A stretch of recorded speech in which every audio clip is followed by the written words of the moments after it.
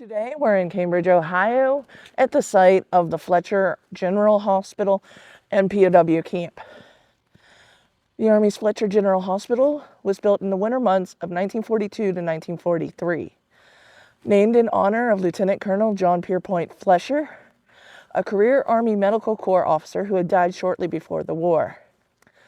In just 4.5 months, 131 buildings were constructed, later expanded to 168 buildings. 3 of the buildings served as steam heating plants for the rest of the buildings.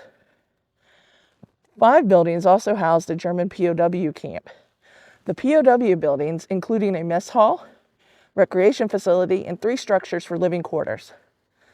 The German POWs were a part of Camp Perry, as the hospital was a branch of Camp Perry POW camp. The hospital had a capacity of 1,520 beds when it was dedicated on Memorial Day 1943. By the end of the war, the capacity was 2,000 beds.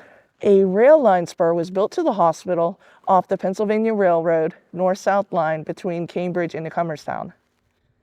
Trains would pull in and unload at the northwest corner of the hospital base, across the street from the chapel. 90 hospital trains brought in the wounded in 1944 and 165 trains in 1945. The hospital had a staff of 1,400 people, and 238 POWs worked here doing jobs such as shoe repair, laundry, and gardening. The shoe repair shop was staffed by 4 prisoners who repaired about 500 pairs of shoes a month.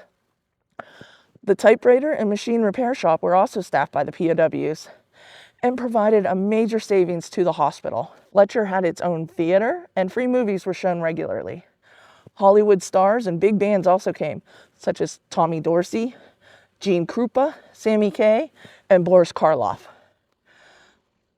Joe Flynn, a young officer in the Army Medical Corps, worked here editing the Fletcher Features, the hospital's newspaper.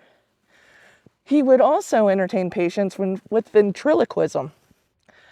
He later played Captain Binghamton in McHale's Navy. A 1944 newspaper article gave the statistic that 80% of patients returned to service. Only 32 deaths were recorded in the 3 years. This includes 5 who arrived dead. Some deaths were the result of local car crashes, workplace accidents, or other medical problems unrelated to war. Generally, if patients were well enough to be shipped back from Europe or the Pacific, they usually survived. Orthopedic rehabilitation and mental recuperation from PTSD was the main focus of the hospital. As World War II was ending, the patients shifted from battle casualties to returning American prisoners of war, liberated from both German and especially Japanese POW camps. The hospital took in some of the survivors of the 1942 Bataan Death March, many from the Cabanatuan POW camp raid. When the Philippine island of Luzon was retaken and the prisoners liberated in a surprise raid at Cabanatuan, Chaplain Killian Dryling rescued the nativity figures that the POWs had made for themselves to celebrate the 3 Christmases they were held by the Japanese and displayed for Christmas at Fletcher Chapel in 1945. This is the chapel where they would have been on display for 1945. The camp and hospital was shut down on March 31st, 1946, and during its time, the Army reported 17,608 patients were treated.